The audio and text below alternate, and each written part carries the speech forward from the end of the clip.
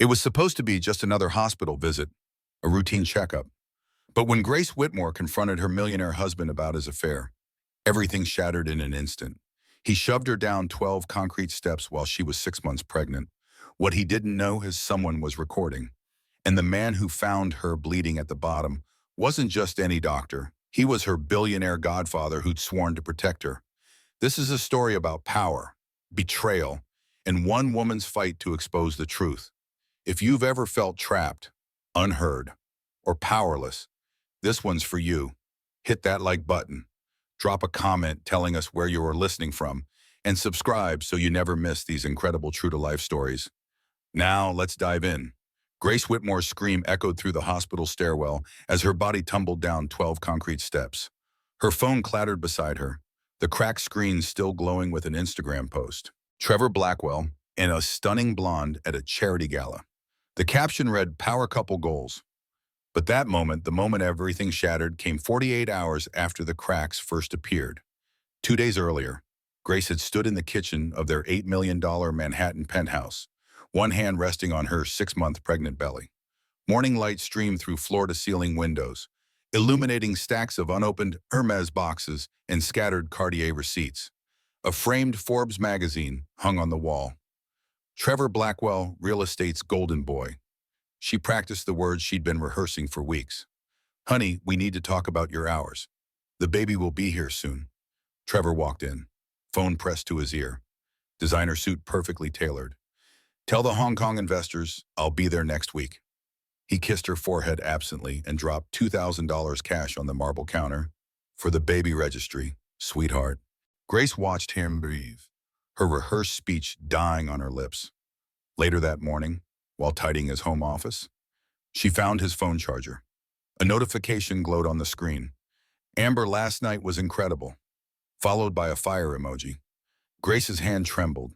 She stared at the message for 30 seconds before her brain offered a rationalization. A business contact, a colleague, nothing to worry about. She deleted the thought from her memory. At her OB appointment that afternoon, the doctor smiled. "Mrs. Blackwell, everything looks perfect. Your anatomy scan is scheduled for Thursday at 7 p.m. Presbyterian Hospital." Grace texted Trevor immediately. "Appointment Thursday, 7 p.m. Presbyterian Hospital. Please don't miss this one." She added a heart emoji. His response came 20 minutes later. "Closing the Madison Avenue deal. Might be late." He'd missed the last 4 appointments, but Grace told herself he was building their future, building security for their daughter. That evening, she posted an old photo on Instagram, her and Trevor at last year's charity gala, his arm around her waist, both smiling. "Blessed beyond measure. Baby Blackwell coming soon." The comments flooded in. "Relationship goals? You're glowing, mama. So lucky." Grace smiled at her phone at not noticing Trevor's reflection in the mirror behind her. He was looking at his own phone, smiling at someone else's message. The next day, Grace decided to prepare the nursery. Trevor's home office would be perfect south-facing windows. Plenty of space. She began clearing his desk drawers, looking for documents to relocate. The unlocked bottom drawer held a Tiffany receipt, $45,000 for a diamond bracelet, purchased last week. Grace's heart stopped. He hadn't given her a bracelet. She dug deeper. Hotel receipts from the Plaza, penthouse suite, 5 nights last month while he claimed to be in Boston for business. Her hands shook so violently she dropped the papers. Her pregnant belly pressed against the desk edge as she leaned forward, suddenly unable to breathe. Her phone buzzed. "Trevor, don't wait up. Client dinner." Grace sat on the floor of his office, surrounded by evidence of betrayal, and waited. She waited until midnight, wearing a silk robe, practicing what she'd say. When Trevor finally walked in, bourbon heavy on his breath, she tried to keep her voice steady. "Trevor, where were you really tonight?" He loosened his tie, not meeting her eyes. "Working, like I always am. Someone has to pay for this lifestyle. I found receipts, hotel receipts. From the Plaza." His head snapped up. "You went through my things. What's wrong with you?" Grace stood, her voice rising. "I just want honesty. That's all I want." Trevor stepped closer, his voice cold and sharp. "You want honesty? You've gotten fat and paranoid. Pregnancy has made you crazy. The words hit like physical blows. Grace stepped backward, hand protectively over her belly. Trevor, please, I'm done with this conversation. He walked to the bedroom and slammed the door hard enough to rattle the picture frames. Grace stood alone in the hallway, hands still cradling her stomach. I'm sorry, baby, she whispered to her unborn daughter. Daddy's just stressed. It'll get better. But deep down, in a place she wasn't ready to acknowledge, Grace knew nothing would get better. The cracks were spreading, and soon everything would shatter completely. Thursday arrived with gray skies and cold rain. Grace sat alone in the Presbyterian Hospital waiting room at 6:45 p.m., calling Trevor's phone for the third time. Voicemail. The maternity wing buzzed with activity around her. Couples held hands, excited and nervous. Grace clutched her purse, checking her phone every 30 seconds. 7:15. A nurse approached with a clipboard. Mrs. Blackwell, we really need to start soon. Grace forced a smile, though her throat felt tight. He'll be here, he promised. 7:30. The elevator doors opened, and Trevor rushed out, tie loose, hair disheveled. Grace stood, relief washing over her, until she noticed the lipstick stain on his collar. Coral pink. She didn't own anything that color. Sorry I'm late, Trevor said, kissing her cheek quickly. Traffic was insane. In the ultrasound room, the technician applied gel to Grace's belly, ready to find out the gender. Grace grabbed Trevor's hand, her earlier suspicions momentarily forgotten in the excitement. Yes, please. It's a girl. Tears streamed down Grace's face. A girl, Trevor. We're having a daughter. Trevor's phone buzzed. Then again, and again, he pulled his hand away. Important call. 2 minutes. He stepped into the hallway, closing the door behind him. Grace heard his voice through the thin wall, low and intimate. I can't talk now. Tonight at your place. I know, baby. I miss you too. The joy drained from her body like water through a sieve. After the appointment, Grace excused herself to the restroom. Standing at the mirror, she saw the lipstick stain clearly now. Her hands shook as she pulled out her phone and searched Trevor's Instagram. Recent photos, him at various events, and then a tagged post from 2 hours ago, a woman named Amber Caldwell at the Plaza Rooftop Bar. The caption read, "Thanks to Trevor Blackwell for the amazing night." Wine glasses, city lights, and on her wrist, a diamond bracelet that caught the light, the exact bracelet from the receipt. Grace clicked on Amber's profile, 26 years old, influencer, 60,000 followers, every photo perfect, filtered, aspirational. Several recent posts featured the bracelet with captions about being treated like a queen and when he knows your worth. Grace's vision blurred. She gripped the bathroom sink, her pregnant belly pressing against the porcelain. When she stumbled back into the hallway, Trevor was laughing on his phone, actually laughing. Who is Amber Caldwell? Grace's voice came out stronger than she felt. Trevor's smile vanished. He lowered his phone slowly. The bracelet, Grace continued, holding up her phone to show Amber's Instagram. The hotels, the lies. While I'm carrying your child, you're buying jewelry for another woman. Hospital staff had stopped to stare. Trevor grabbed her wrist, his grip tight enough to hurt. Lower your voice. How long? Grace's voice rose. How long have you been cheating on me? You're embarrassing me, Trevor hissed, pulling her toward the stairwell exit. We're leaving. Now! Grace wrenched her arm free. I'm not going anywhere with you. Trevor stepped closer, towering over her, his voice dropping to a venomous whisper. You're nothing without me. Nothing. I made you. I own this life, this apartment, everything you wear. Without me, you have nothing. I'm calling my lawyer. What lawyer with what money? I control every account, every credit card. You want to leave? Go ahead. See how far you get. Grace turned, desperate to get away from him, to find someone who could help. She moved toward the nurse's station. Trevor grabbed her shoulder. Let go of me. You want to ruin my reputation, destroy everything I've built. Grace saw something in his eyes she'd never seen before. Not anger, something colder, something that made her blood freeze. I'm done with you, she said, her voice barely above a whisper. And that's when Trevor shoved her. Hard. with both hands. Full force. Grace's scream cut through the hospital corridor as she fell backward through the stairwell door. Her body hit the metal railing, then concrete steps. 1, 2, 5, 10, 12. She landed in a crumpled heap at the bottom, her hand instinctively covering her belly. Blood ran from a gash on her forehead. Pain exploded through her back and hips. Through blurred vision, she saw Trevor standing at the top of the stairs, looking down at her. For 3 full seconds, he just stared. Then he walked down slowly, standing over her broken body. "Get up," he said coldly. "Stop being dramatic." Grace's lips formed words, but only a whisper emerged. "The baby. Please, the baby." That's when Trevor noticed the elderly woman in a wheelchair at the far end of the landing. Dorothy Mitchell, recovering from hip surgery, phone in her trembling hands, recording everything. Trevor's expression changed instantly. He fell to his knees beside Grace, his voice suddenly panicked and loud. "Help someone, help, my wife fell. Please, somebody help us." Footsteps thundered from above. Nurses rushed down the stairs.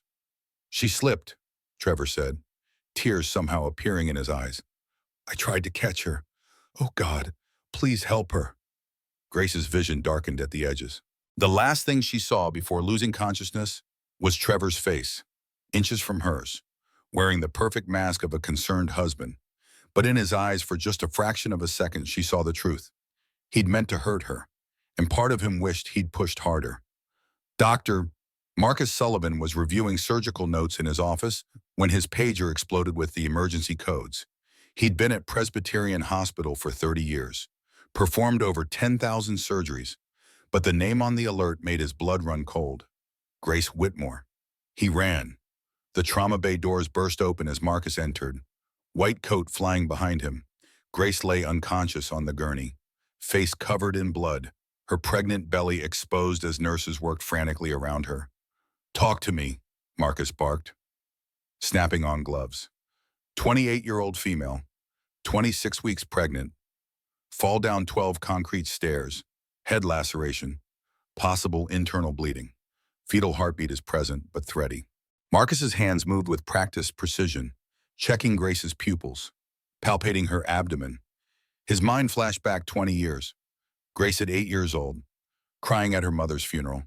Marcus kneeling down, taking her small hands in his. "I promised your mother I'd always protect you, sweetheart. Always." He'd failed Claudia Whitmore. She'd died by suicide when Grace was only 8. Marcus had sworn he wouldn't fail her daughter. "Get me a fetal monitor, full abdominal ultrasound, and every specialist in this hospital. I don't care what it costs." A man in an expensive suit pushed through the trauma bay doors. Trevor Blackwell. Marcus had met him twice at Grace's wedding and at one awkward dinner. He'd never liked the man. Too smooth, too controlling. "Doctor, please." Trevor's voice cracked perfectly. "You have to save them. I can't lose my family." Marcus studied Trevor for a moment. The man's suit was immaculate despite supposedly trying to catch his falling wife. No blood, no dirt, not even wrinkled. "Mr. Blackwell, wait outside." "That's my wife. Outside. Now." 2 hours later, Grace was stable. The baby's heartbeat had strengthened. Scans showed no critical internal injuries, but the trauma had been severe. Marcus stood by her bedside as she slowly regained consciousness. "Grace, honey, it's Marcus. You are safe." Her eyes fluttered open, unfocused. "He pushed me." Marcus leaned closer. "What did you say, Trevor?" "He pushed me." Tears ran down her cheeks. "He pushed me down the stairs. The baby. The baby's heartbeat is strong. You're both fighters." Grace grabbed his hand with surprising strength. "You have to believe me. He pushed me. Everyone thinks I fell, but he pushed me." Marcus's jaw tightened. "I believe you, and I promise you, Grace, he will pay for this." Outside the trauma bay, Detective James Garrett showed his badge to the charge nurse. "I need to see the security footage from the maternity wing stairwell. Assault investigation." The security guard's face went pale. "Sir, there's a problem." "What kind of problem?" "The footage has been wiped, remotely accessed and deleted about an hour ago." Garrett's eyes narrowed. Who has remote access? The guard pulled up the log. Trevor Blackwell. He's a major hospital donor. Has administrative privileges for the security system. Of course he does. Garrett made a note.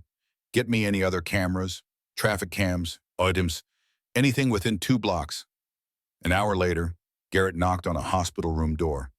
Dorothy Mitchell sat in her bed, her phone clutched in both hands. Mrs. Mitchell, I'm Detective Garrett. I understand you witnessed what happened. Dot's hands shook as she held up her phone. I recorded it. He pushed her.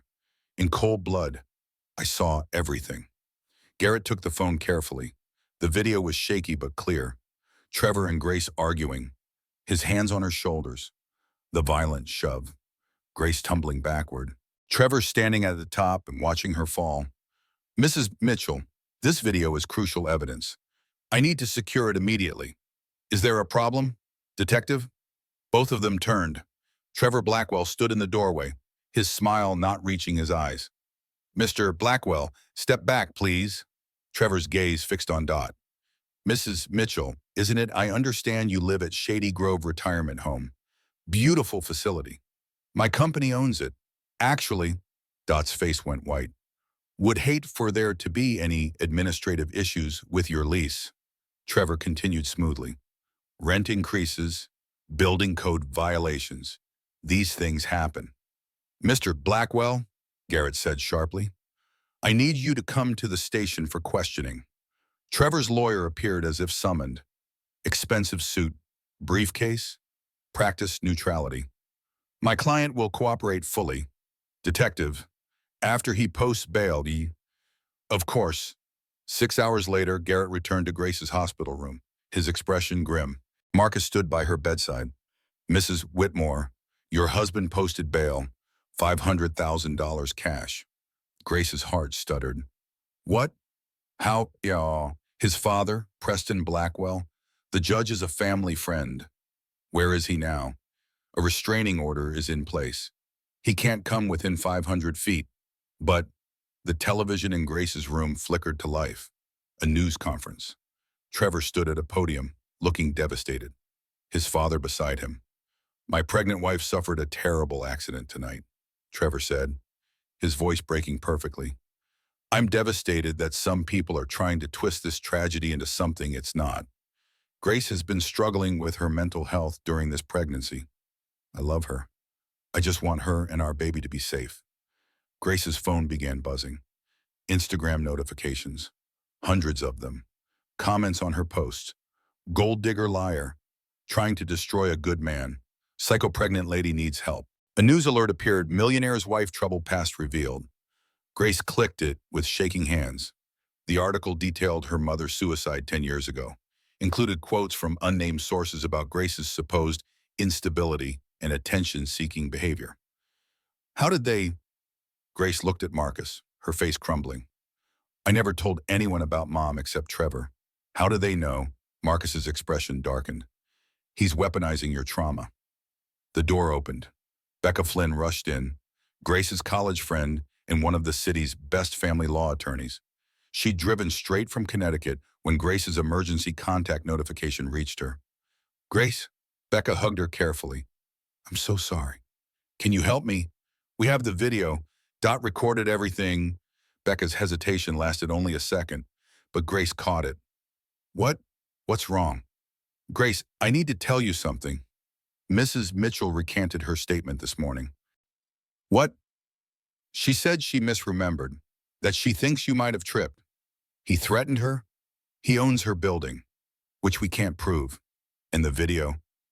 Becca's voice dropped. She deleted it. Says her phone malfunctioned. Grace felt the world tilt. No video, no witnesses. Everyone thinks I'm lying or crazy. We'll find another way. There is no other way, Grace's voice broke. He has lawyers, judges, the media. I have nothing. He's going to get away with it. Marcus squeezed her hand. Not if I have anything to say about it. Grace laughed, a hollow sound. What can you do? He has everything. Marcus looked at her with an expression she couldn't quite read. Determination mixed with something else. Something that looked almost dangerous. Let me worry about that. he said quietly. After Becca and the detective left, Marcus pulled out his phone and walked to the hallway. He dialed a number he hadn't used in 5 years. Richard, it's Marcus Sullivan. I need a favor. Remember that bypass surgery I did on your father, the one I didn't charge you for? Time to call it in. Trevor Blackwell's penthouse had never felt so empty. He stood at the floor-to-ceiling windows, looking down at Manhattan's glittering lights, a glass of bourbon in his hand. His phone rang. Vanessa Thornton, his business partner and the woman who actually owned everything he claimed as his. Tell me you have this under control. Vanessa's voice was ice. It's handled. My lawyers are already planning stories. By tomorrow, she'll look like an unstable gold digger. Trevor, if this affects our business, it won't, trust me. But after he hung up, Trevor's hand trembled as he refilled his glass. The video had been deleted. The witness had been silenced. His father's connections had secured his freedom. Everything should be fine. So why did he feel like the walls were closing in meanwhile? In his private office? Marcus sat across from a forensic accountant named Patricia Hendricks. Tell me everything about Trevor Blackwell, Marcus said. Patricia slid a folder across the desk. It's worse than you thought. Over the next 3 hours, she revealed the truth. Trevor's entire empire was built on fraud. The properties registered in his name belonged to shell companies funded by Vanessa Thornton's trust. The cars were leased. The penthouse was Vanessa's. Even the furniture had been purchased with her money. He's been forging her signature on loan documents, Patricia explained. Embezzling from their partnership, I estimate he's stolen $14 million over 3 years. Marcus leaned back. Does Vanessa know? Not yet, but she will. Marcus made another call, this time to a private investigator named Jake Morrison. I need you to follow Amber Caldwell, the Instagram influencer. Everything she does, everyone she meets, every place she goes. 3 days later, Jake delivered his report, along with something unexpected. Doc, you're not going to believe this. The mistress is running her own game. Jake showed Marcus a series of photos. Amber entering a storage unit in Queens. Inside, shelves lined with external hard drives, labeled and dated. I managed to get a look inside before she changed the locks. Those drives contain videos. Lots of them. Her with Trevor, hidden camera footage. Blackmail. Looks like it. I found her diary too. Jake pulled out photos of handwritten pages. Quote, once he leaves his wife, I'll own him. He doesn't know I've been recording everything. Every lie, every promise, every crime. Marcus studied the images. Amber Caldwell wasn't just a mistress. She was a predator. But right now, a predator could be useful. Can you get those files? Jake grinned. Already done. Back at the hospital, Grace sat in her bed, scrolling through social media comments that called her a liar, a gold digger, crazy. Each word felt like a fresh wound. Becca entered, looking exhausted. Grace, I need to be honest with you. This is going to be hard. Trevor's team is good. They're painting you as mentally unstable, bringing up your mother's suicide, making you look unreliable. So what do? We fight back, but it'll be ugly and expensive. I don't have money. Trevor controls everything. That's what they're counting on. Becca sat on the edge of the bed. But I'll take your case pro bono, and Marcus has some ideas. As if summoned, Marcus knocked and entered. How are you feeling, Sharonita? Like my life is falling apart. Good, because we're about to rebuild it. Stronger this time. He pulled up a chair. Grace, I need you to trust me. Can you do that? She nodded. Trevor Blackwell thinks he's untouchable, but every empire has cracks. We just need to find them and apply pressure. What kind of pressure? Marcus smiled. It wasn't a kind smile. The kind that brings everything crashing down. The next morning, Trevor received an envelope at his office. No return address. Inside, a single photograph. Trevor and Amber at the plaza, kissing. Timestamp from 2 months ago. And a note. I have 200 more photos just like this. And videos. Lots of videos. We should talk. A friend. Trevor's hands shook as he dialed his lawyer. We have a problem. At the same time, Vanessa Thornton received her own envelope. Bank statements showing money being siphoned from her accounts into Trevor's personal holdings. Forged signatures on loan documents. evidence of systematic theft. She called her attorney immediately. I want him destroyed. The game had changed. Trevor just didn't know it yet. That evening, Grace's hospital room felt almost peaceful. Marcus sat reading a medical journal while Grace dozed. Her phone buzzed with a text from an unknown number. Grace, this is Amber. We need to talk. Trevor lied to both of us. Grace stared at the message, her heart racing. She showed it to Marcus. Should I respond? Marcus considered it. Yes, but carefully, she might be playing her own game. Grace typed back, why should I trust you? The response came immediately, because I have proof of everything, and I'm ready to burn him down. But I need your help. Grace looked at Marcus, who nodded slowly. Let's meet, Grace typed. But somewhere public, with my lawyer present. Tomorrow, 2 p.m., Central Park, Bethesda Fountain. Marcus made a call. Jake, I need surveillance on a meeting tomorrow, Central Park, and bring backup. This could get complicated. As Grace finally fell asleep that night, Trevor sat alone in his penthouse, staring at the anonymous photograph, realizing for the first time that maybe, just maybe, he'd underestimated the women he'd tried to control. Outside Grace's hospital room, a night shift nurse walked past, not noticing the man in the dark hoodie sitting in the waiting area, watching Grace's door. Trevor's lawyer had hired someone to keep tabs on her, just in case. The storm was building, and everyone was about to get caught in it. Central Park's Bethesda Fountain gleamed in the afternoon sun. Grace sat on a bench, Becca beside Mice, scanning the crowd nervously. Marcus had positioned Jake Morrison and 2 security personnel around the perimeter. No one was taking chances. Amber Caldwell appeared at exactly 2 p.m., wearing oversized sunglasses and a baseball cap. Even disguise. She was stunning, the kind of beautiful that made people stop and stare. She sat down, keeping distance between herself and Grace. Thank you for coming, Amber said quietly. Why should I believe anything you say? Grace's voice was harder than she felt. Amber removed her sunglasses. Her eyes were red, exhausted. Because Trevor did to me what he's doing to you, just differently. Over the next hour, Amber told her story. She'd met Trevor at a charity event 8 months ago. He'd said he was separated, that his wife was unstable, that he was only staying for the baby. Classic lines, Becca muttered. He love-bombed me. Amber continued. Gifts, attention, promises. Then the control started. He wanted access to my social media accounts, wanted to know where I was every minute. When I tried to pull back, he threatened to destroy my career, said he had connections that could ruin me. So why record him? Grace asked. Amber's laugh was bitter. Self-preservation. I grew up in foster care. I learned early that men with power will destroy you unless you have insurance. She pulled out a tablet. I have 200 hours of footage, him admitting to fraud, bribing officials, discussing how to manipulate you, and worse. She played a clip. Trevor's voice, recorded during an intimate moment. Grace is so pathetic. Believes everything I tell her. Once the baby's born, I'll divorce her and take custody. My lawyers already have a strategy. We'll prove she's mentally unfit. Her mother killed herself, so there's precedent. Grace felt like she'd been punched. He said that 3 weeks ago, Amber's hands shook. I realized then that I wasn't special. I was just another target. He was going to do to me what he planned to do to you. Becca leaned forward. Why come forward now? Because he threatened my sister? She's 15, lives with our foster family upstate.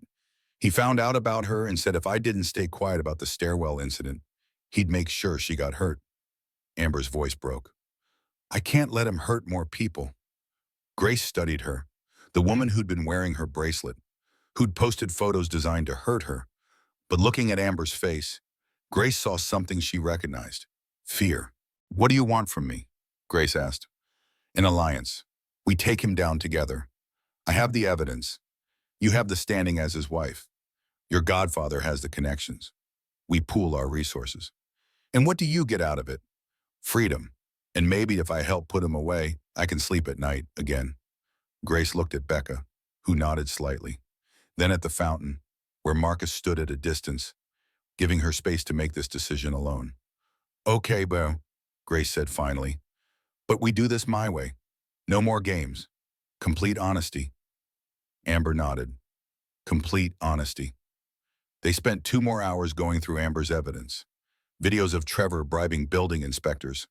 Audio of him discussing how to hide assets from Vanessa. Photos of forged documents. This is enough to put him away for years, Becca said, eyes wide.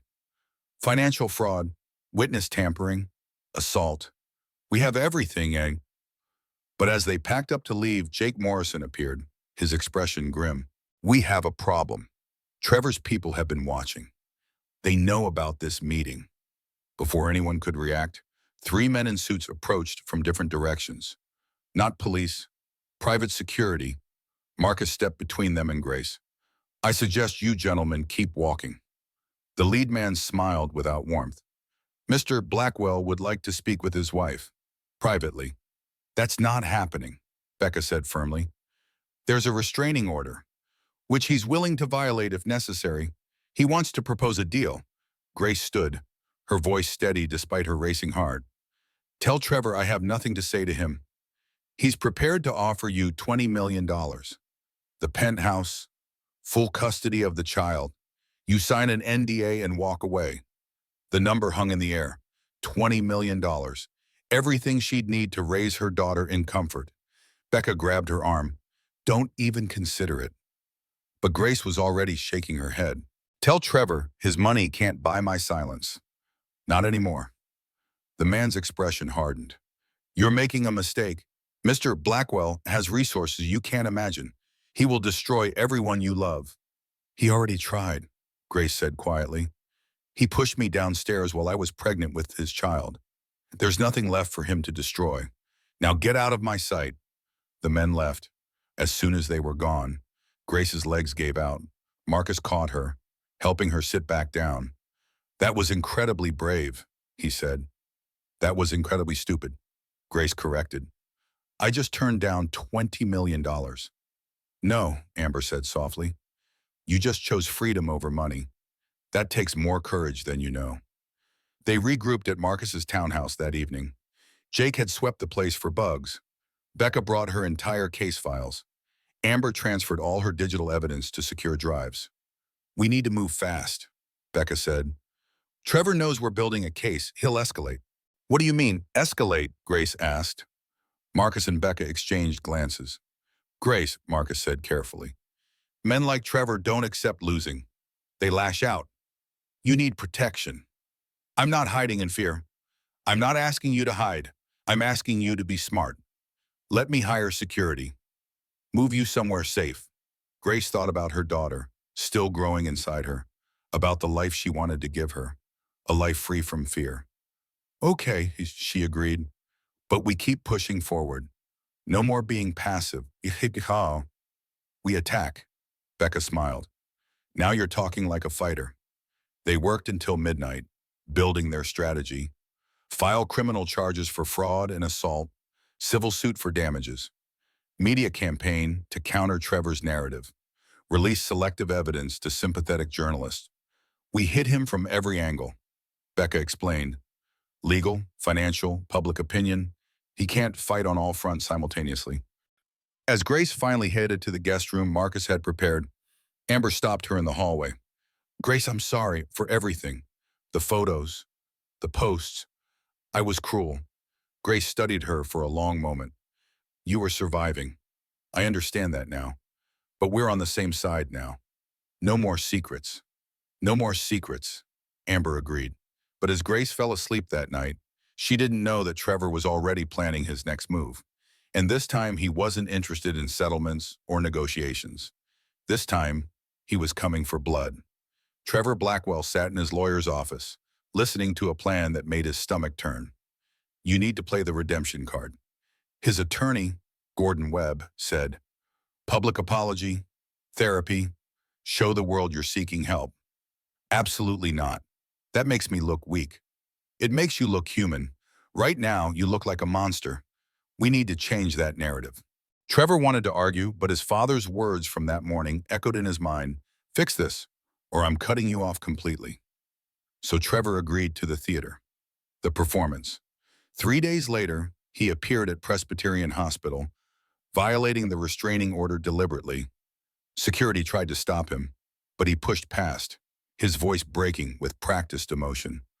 I need to see my wife, please. I'm sick. I need help. He found Grace in the recovery wing, surrounded by Marcus and Becca. When he entered, he fell to his knees. Grace, I'm so sorry. What I did. His voice cracked perfectly. I'm a monster, but I want to get help. Real help. For our daughter. Grace stared at him, her face unreadable. Trevor pulled out an ultrasound photo. I want to name her Claudia. After your mother. Please, Grace, let me prove I can change. I'll do therapy, anger management, whatever it takes. Tears ran down his cheeks. Real tears, summoned through years of practice manipulating people. This is manipulation, Becca said sharply. But Grace looked at the ultrasound photo, at Trevor's tears, at the possibility that maybe somehow their daughter could have a father who got better. Marcus, she said quietly, can people really change? Marcus wanted to say no, wanted to tell her that men like Trevor never change. They just get better at hiding. But he saw the hope in her eyes. Therapy would have to be real, Marcus said carefully. Court mandated, with progress reports, and supervised visits only. Trevor nodded eagerly. Anything, I'll do anything. Against Becca's strong objections, Grace signed an agreement. Trevor would enter intensive therapy, submit to regular evaluations. Any contact with Grace would be supervised. If he showed genuine progress, they could discuss reconciliation after the baby was born. This is a mistake, Becca said after Trevor left. He's playing you. Maybe, Grace admitted. But what if he's not? I owe our daughter the chance to have a father who's trying over the next 2 weeks. Trevor attended therapy sessions, anger management classes, and AA meetings. His therapist's reports were glowing. Mr. Blackwell is showing remarkable insight and genuine remorse. He brought Grace flowers at her new apartment, a modest place Marcus had arranged, far from the penthouse. Trevor stayed on the doorstep, respecting boundaries. One day at a time, he told her. I'm fighting for you, for Claudia, for the family we should have been. Grace watched him leave and felt something she hadn't felt in months. Hope. She called Marcus that night. Maybe I was wrong about him. He's really trying. Marcus's silence spoke volumes. Finally, he said, Grace, please be careful. Trust your instincts, not your hopes. But Grace was already convincing herself. People could change. Love could heal. Maybe this nightmare could have a happy ending after all. She had no idea that Trevor's therapy sessions were being conducted by a counselor on his father's payroll, that the glowing reports were fiction, that every flower, every tear, every word was calculated manipulation. And she definitely didn't know that Trevor had hired someone to install surveillance equipment in her new apartment, cameras in the smoke detectors, audio bugs in the lamps. He was monitoring every conversation, every movement, every plan. The night before everything went wrong, Grace stood at her apartment window, hand on her pregnant belly, watching the city lights. Your daddy's getting better, she whispered to her daughter. We might be okay after all. In his penthouse across town, Trevor watched the same scene on his laptop screen, listening to her words through hidden microphones. He smiled, not the charming smile he showed the world, the real smile, the one that never reached his eyes. That's right, Grace, he said to the empty room. Keep believing, just a little longer. Then he made a phone call. It's time. I need you to move forward with the plan. On the other end, a voice responded, Are you sure this is permanent? Trevor looked at the surveillance feed, at Grace, hopeful and trusting, at the evidence of his crimes that he knew she and Marcus were compiling. I'm sure. Do it tomorrow night. Make it look like an accident. He ended the call and poured himself bourbon. Tomorrow, all his problems would disappear. Grace, the baby, the investigation, all of it. He'd tried being civilized, tried money and manipulation. Now it was time to end things his way. As Grace fell asleep that night, peaceful for the first time in weeks, she didn't hear the click of her apartment door unlocking, didn't see the figure that entered, placing something small and electronic under her couch, a listening device, a camera. No, something much worse. A device that, in 24 hours would release carbon monoxide into her apartment while she slept. Trevor had decided if he couldn't control Grace, he'd eliminate her, and he'd make sure no one could ever prove it wasn't an accident. Grace woke at 2 a.m. to the sound of someone in her apartment. For a moment, she thought she'd imagined it. Then she heard footsteps in the living room. Her heart hammered as she reached for her phone before she could call anyone. Her bedroom door opened. Trevor stood in the doorway, backlit by the hallway light, no longer performing, no more gentle husband act. His face showed his true self. "Hello, Grace? How did you get in?" Her voice shook. "It's my apartment. I'm still on the lease. Did you really think I'd let you just leave?" Grace scrambled backward on the bed. "You need to go. The restraining order." "I don't care about the restraining order." He stepped into the room. "I'm done playing games." He pulled out his phone, showing her screenshots of text messages, her conversations with Becca, with Marcus, with Amber. "I know everything," Trevor said. "The financial investigation, the criminal charges you're planning, the alliance with my whore of a mistress." His voice rose. "You think you can destroy me? Trevor, please, think about the baby." "I don't care about the baby anymore." He was shouting now. "Do you understand? I care about what you're trying to take from me, my reputation, my business, my freedom. You're trying to put me in prison." Grace's hand instinctively covered her belly. "You pushed me downstairs. You deserve prison." Trevor lunged forward, grabbing her by the throat. "You have no idea what I deserve." Grace clawed at his hands, gasping for air. Her vision started to blur.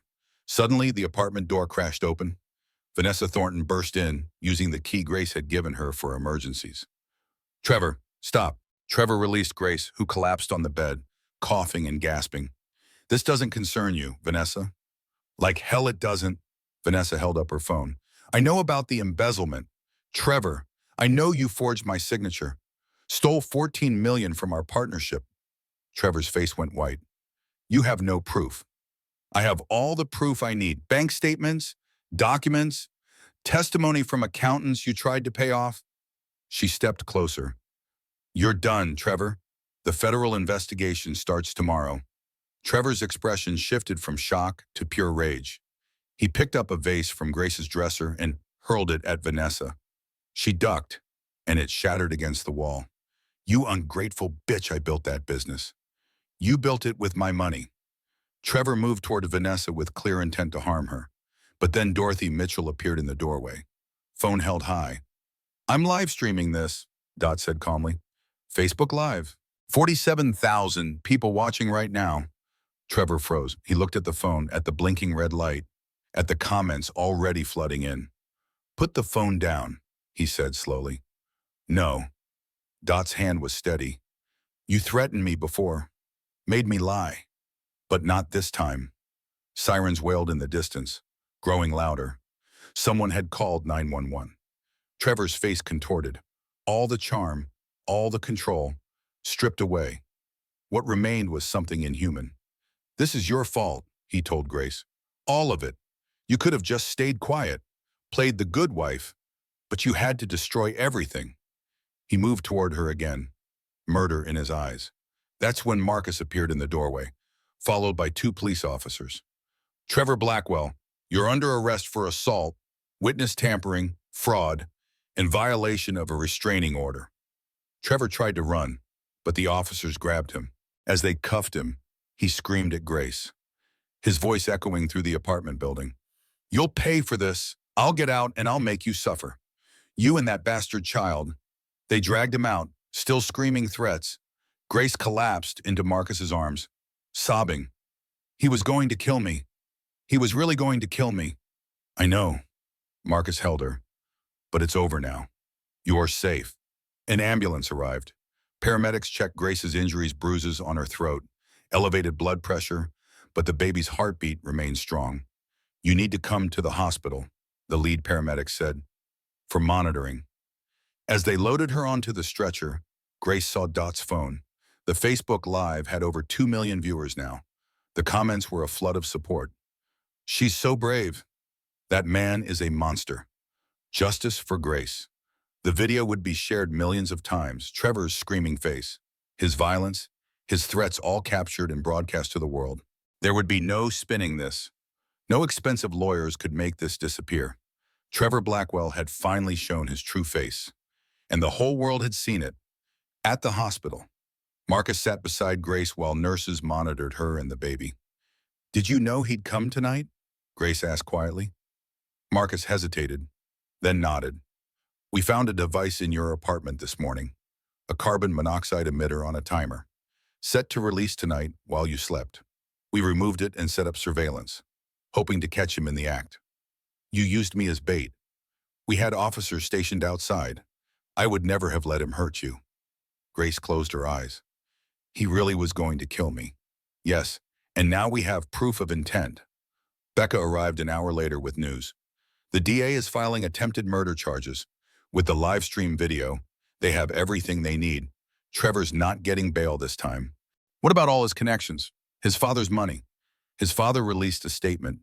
He's disowned Trevor, cooperating with prosecutors, and Vanessa is pressing charges for fraud. The feds are involved now.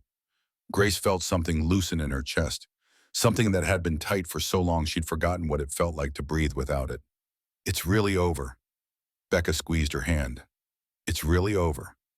That night, as Grace finally slept, her phone buzzed with a message from an unknown number. She almost didn't read it, but something made her look. It was from Amber. "I saw the video. I'm so sorry this happened, but I'm proud of you for surviving. You're stronger than he ever was. Take care of yourself and that baby. You both deserve every happiness." Grace smiled through her tears and typed back, "Thank you for having the courage to come forward. You helped save my life." In a holding cell downtown, Trevor sat alone, his perfect facade finally shattered. No more expensive suits, no more charm, just a man facing decades in prison. And for the first time in his life, no amount of money or manipulation could save him. His empire had crumbled, and he had only himself to blame. 6 months passed like a dream Grace wasn't sure she was ready to wake from. Baby Claudia arrived at 38 weeks, healthy and perfect. 8 pounds, 2 ounces of hope wrapped in pink blankets. When the nurse placed her in Grace's arms for the first time, Grace had wept. "You're safe now," she'd whispered to her daughter. "I promise you'll always be safe." Marcus had been there, of course, and Becca, and surprisingly Amber, who'd sent the most beautiful arrangement of flowers with a note for the little girl who survived the impossible. Now, Claudia was 3 months old, and Grace sat in the courtroom holding her, watching Trevor being let in wearing an orange jumpsuit and handcuffs. He looked different, smaller somehow. Prison had stripped away the polish, revealing the hollow man underneath. His once perfect hair was unkempt. Dark circles shadowed his eyes. He'd lost weight.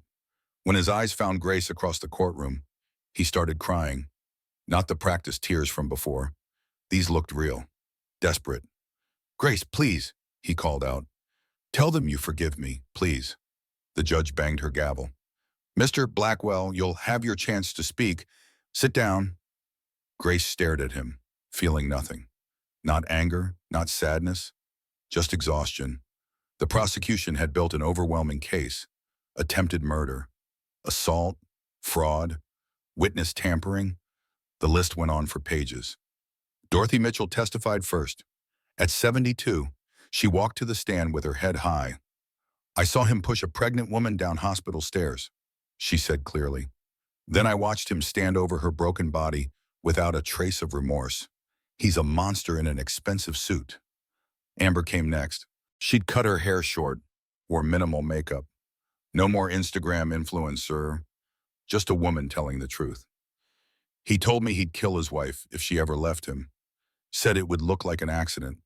I recorded it because I knew if I didn't, no one would believe me." She played the audio. Trevor's voice, cold and calculating. "Grace is a problem that needs to be solved permanently." The jury's faces showed their horror. Vanessa Thornton testified about the fraud. "He stole $14 million from my accounts, forged my signature on dozens of documents. When I confronted him, he threatened to destroy my reputation." Detective Garrett presented the carbon monoxide device. This was placed in Mrs. Whitmore's apartment on a timer. It would have killed her and her unborn child while they slept. Trevor's lawyer tried to object, to create reasonable doubt, but the evidence was insurmountable. The Facebook Live video alone, watched by millions, showed Trevor's violence, his threats, his complete lack of remorse. Finally, it was Grace's turn. She handed Claudia to Marcus and walked to the witness stand. The bailiff asked if she'd tell the truth. She said yes, her voice steady. The prosecutor approached gently. Mrs. Whitmore, can you describe your relationship with the defendant? Grace looked at Trevor. He was leaning forward, eyes pleading. I thought I was in love, she said quietly. I thought he was building our future. I ignored red flags because I wanted to believe in the fairy tale. But there was no fairy tale, just control disguised as love, violence disguised as passion, abuse disguised as caring. Did Mr. Blackwell ever physically harm you before the stairwell incident? Yes, small things at first, grabbing my arm too hard, backing me into corners, making me feel like I was crazy for noticing. Then it escalated.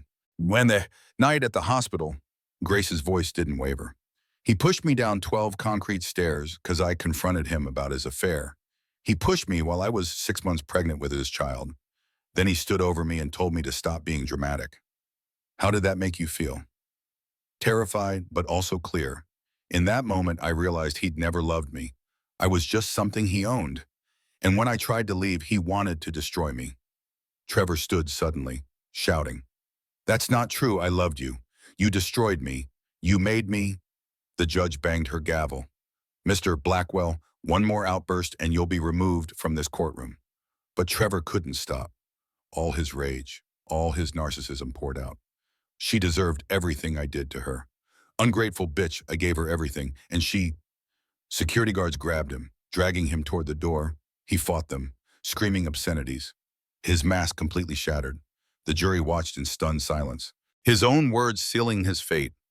When order was restored, the prosecutor asked Grace one final question. What do you want the jury to know? Grace looked at the 12 people who held Trevor's future in their hands. I want them to know that domestic violence doesn't always look like bruises. Sometimes it looks like a man who tells you you're crazy, who controls all the money, who threatens you in whispers. By the time it becomes physical, you're already trapped. She paused. But I also want them to know that you can survive. You can get out. And there are people who will believe you and help you. When she stepped down, the courtroom was silent except for soft crying from several jury members. Closing arguments took 2 hours. The defense tried to paint Trevor as a man who'd made mistakes, who deserved mercy, but the prosecution's closing was devastating. Trevor Blackwell is a predator who used his wealth and charm to manipulate, control, and ultimately try to murder a pregnant woman. He shows no remorse, no empathy, no humanity. The question before you isn't whether he's guilty. The evidence proves that beyond any doubt. The question is, how long should society be protected from him? The jury deliberated for 90 minutes. When they returned, the foreperson stood.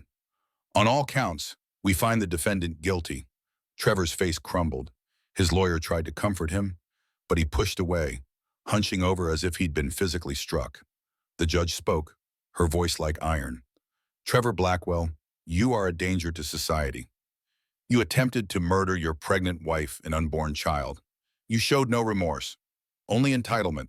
This court sentences you to 35 years in federal prison without possibility of parole. She banged her gavel. Take him away. As guards lifted Trevor, he looked at Grace one last time. His expression was pure hatred. This isn't over, he hissed. I'll find a way. They dragged him out, his threats echoing down the hallway. Grace held Claudia close, breathing in her daughter's baby smell. Marcus put his arm around her shoulders. It's over, he said softly. And this time, Grace believed him. Outside the courthouse, reporters swarmed. Grace gave a brief statement, Becca beside her. I'm grateful for justice. But more than that, I'm grateful to have survived. To every woman in an abusive relationship, there is help. There is hope. You are not alone. The cameras flashed. Questions flew. But Grace just smiled, kissed her daughter's head, and walked away. That night at Marcus's house, they had a quiet celebration. Just Grace, Claudia, Marcus, Becca, Amber, and Dot. To survivors. Becca raised her glass. To justice, Amber added. To the future, Marcus said, smiling at Grace and the baby. Grace looked around at the people who'd saved her life, who'd believed her when the world called her crazy, who'd fought for her when she couldn't fight for herself. To second chances, she said. And to Claudia, may she grow up in a world that's safer because we had the courage to speak the truth. They drank to that, and for the first time in over a year, Grace felt genuinely happy. The nightmare was over. The healing could begin. 1 year after the trial, Grace was thriving. She'd gone back to school, earning her degree in psychology with a focus on domestic violence. She spoke at shelters, at conferences, anywhere women needed to hear that survival was possible. Her book, From Victim to Victor, My Story, had become a bestseller. The proceeds went to organizations helping abuse survivors. Claudia was walking now, a bright-eyed toddler who loved music and Marcus's terrible puppet shows. Grace had found a beautiful apartment in Brooklyn. Nothing extravagant, just enough, just theirs. She'd started dating again, though cautiously. A kind architect named David who respected boundaries and made Claudia laugh. Nothing serious yet, but hopeful. Then the letter arrived. Prison mail.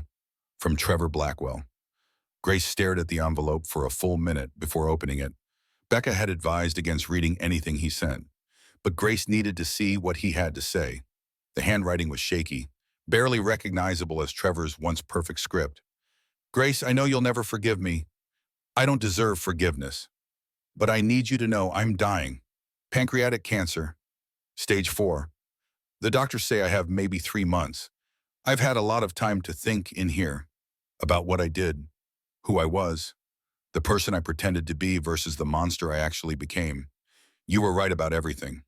I never loved you. I loved controlling you, owning you.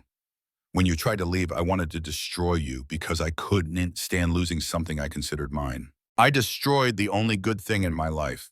And for what pride, power, none of it matters now. I have one request. Let Claudia know I existed. Not the monster. Just that I was her father. Show her the good photos. The early ones where I still looked human. Tell her I tried, even though I failed. I'm sorry doesn't begin to cover what I owe you, but I'm sorry anyway. Goodbye, Trevor. Grace read it 3 times. Then she called Marcus. He's dying. Wants me to tell Claudia about him. What do I do? Marcus came over that evening. They sat on her couch while Claudia played with blocks on the floor. That's your choice, Marcus said carefully. You owe him nothing. But Claudia might want to know someday about her father, where she came from. Then tell her the truth, all of it. The charming man you fell in love with, the controlling husband, the violent end. Let her decide how she feels about it. Oh, Grace watched her daughter stack blocks, knock them down, laugh at the crash. She deserves to know her story, Grace said finally. But on my terms, when she's old enough to understand complexity, that people can be both good and terrible, that loving someone doesn't mean accepting their abuse. That sounds wise. Grace folded the letter. I'm not going to see him. No, he wants absolution, wants me to make him feel better about dying. But my peace isn't about him anymore. I forgave him for me, not for him. He doesn't get to see me again. Marcus smiled. I'm proud of you. That night, Grace wrote a response. She didn't mail it, just wrote it for herself. Trevor, I received your me letter. I won't be visiting. You don't get my forgiveness or my presence. But I will tell Claudia about you when she's ready. I'll tell her you could be charming and generous, that you had moments of real warmth. But I'll also tell her you were abusive, controlling, and violent, that you tried to kill us both. I'll teach her that love shouldn't hurt, that control isn't protection, that when someone shows you who they are, believe them. Your daughter will grow up strong, confident, and free. Everything you tried to destroy, she will embody. That's your legacy. Not the fear you caused, but the strength we found in surviving you. Goodbye, Grace. She burned the letter in her kitchen sink, watching the paper curl and blacken, letting go of the last hold he had on her. 3 months later, she received notification that Trevor had died in prison, pancreatic cancer. Just as he'd said, she felt nothing. No sadness, no relief. Just a quiet acknowledgement that a chapter had closed. At his funeral, attended by almost no one, Grace stood at a distance. She didn't approach the casket, didn't speak to his father or the few business associates who'd shown up out of obligation. She just stood there for 5 minutes, Claudia on her hip, and then left. "Bye-bye," Claudia said, waving at nothing in particular. "Yes, baby," Grace said softly. "Bye-bye." And she meant it. Goodbye to fear. Goodbye to the past. Goodbye to the man who'd tried to destroy her, but had instead made her stronger than she'd ever imagined possible. The drive home was peaceful. Claudia sang nonsense songs. Grace smiled, planning the week ahead. A presentation at Columbia, lunch with Amber, who was now working at a domestic violence nonprofit, dinner with David and his daughter, a life. Her life, built from the ashes of everything she'd lost. By the time she pulled into her parking space, Grace realized she couldn't remember the last time she'd thought about Trevor without prompting. He was becoming what he should have always been. Just a person she used to know, not the center of her story, just a chapter that had ended. She carried Claudia upstairs, gave her a bath, read 3 stories, and tucked her into bed. "Mama loves you," Grace whispered. "Love you," Claudia mumbled, already half asleep. Grace stood in the doorway for a moment, watching her daughter breathe. This tiny human who'd survived the impossible, who would grow up knowing her mother had fought for her, protected her, rebuilt a life for her. Trevor was gone. The nightmare was over, and the future stretched ahead, bright and unwritten. 5 years later, Grace stood backstage at a TEDx conference in Los Angeles, her heart pounding. She'd given dozens of talks, but this one felt different, bigger, more permanent. "Dr. Whitmore," a production assistant smiled. "You're on in 2 minutes."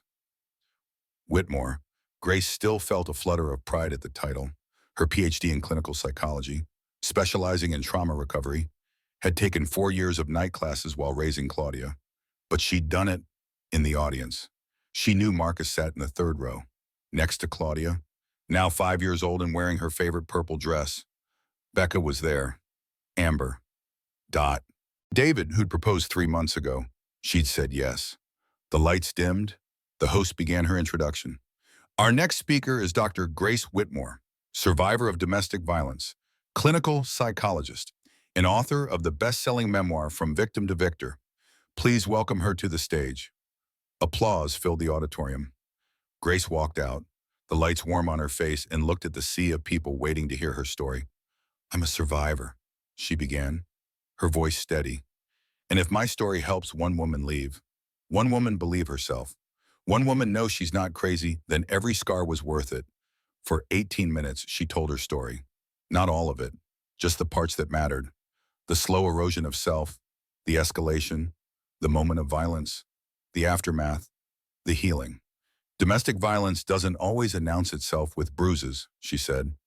"Sometimes it starts with a partner who needs to know where you are every minute. Who tells you you're too sensitive? Who makes you doubt your own memories? By the time it becomes physical, you're already trapped in a cage you didn't see being built." She paused, making eye contact with individuals in the crowd. Some were crying. "But here's what I learned. You can survive. You can rebuild. And the person you become after surviving, she's stronger than you can imagine. She's forged in fire. And she's unstoppable." The applause started before she'd finished, building to a standing ovation that lasted 2 minutes. Grace stood there, overwhelmed, her eyes finding Claudia in the audience. Her daughter was clapping too, not really understanding, but proud of her mama. After the talk, Grace met with survivors who'd lined up to share their stories. She hugged dozens of women, gave out the crisis hotline number, shared resources. One woman in her early 20s approached, trembling. "My boyfriend says he'll change. He goes to therapy like yours did, but I'm scared. How do I know if it's real?" Grace took her hands. "If you're scared, that's your answer. Real change doesn't require you to be afraid. Real love doesn't hurt. Trust your instincts. They're trying to protect you." The woman nodded, tears streaming. "Thank you." Later, at dinner with her family, because that's what they'd become. This group of people who'd survived together, Grace felt a contentment she'd never imagined possible. Claudia sat on Marcus's lap, stealing bites of his dessert. Becca was arguing good-naturedly with Amber about legal strategy for a case. David held Grace's hand under the table. Dot showed everyone photos of her new great-granddaughter. Speech, Becca called out, raising her glass. Grace stood embarrassed but smiling. I'm not good at speeches. You literally just gave a TED talk. Amber interrupted, laughing. Fine, I'll keep it short. Grace looked around the table. 5 years ago, I thought my life was over. I'd been pushed downstairs while pregnant. My husband had tried to kill me. I had no money, no home, no idea how I'd survive. She squeezed David's hand. But I had you, all of you, Marcus, who promised my mother he'd protect me and never broke that promise. Becca, who fought for me when I couldn't fight for myself. Amber, who had the courage to turn evidence against the man who'd controlled her. Dot, who pressed that live stream button and changed everything. Grace picked up Claudia, holding her daughter close. And now I have this little girl who'll grow up knowing her mother never gave up, who'll learn that love is respect and safety and kindness, who'll understand that her worth isn't determined by anyone else. Claudia wriggled. Mama, you are squishing me. Everyone laughed. Sorry, baby. Grace kissed her forehead. Last thing, to everyone who helped me survive, thank you. To everyone still fighting to survive, don't give up. The future you can't imagine yet is waiting. And it's beautiful. They clinked glasses, ate cake, told stories that made them laugh until they cried.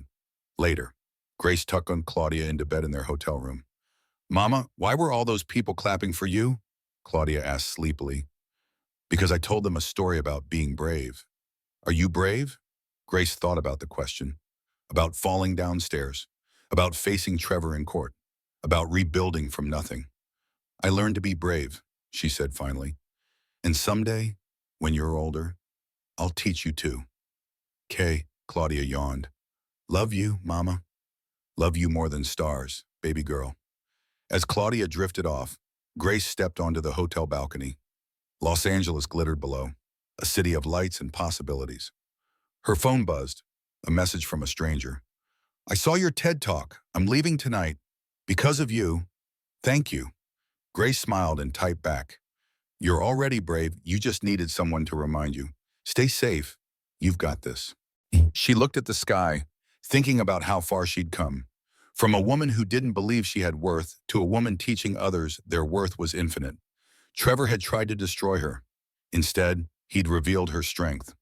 The nightmare had ended years ago, but the dream, the life she'd built from ashes, was just beginning. Grace walked back inside, where David was reading in bed, where Claudia snored softly in the next room, where Tomorrow held a meeting with publishers interested in her second book. A life, her life, free from fear, full of love, exactly what she and Claudia deserved. She turned off the lights and climbed into bed, David's arm warm around her shoulders.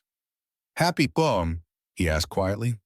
Grace thought about the question, about the scars she carried, visible and invisible, about the years of therapy it had taken to feel safe again, about the moments when she still flinched at raised voices or sudden movements, but also about Claudia's laugh, about Marcus's terrible jokes, about the women she'd helped escape, about the life she'd built with her own hands.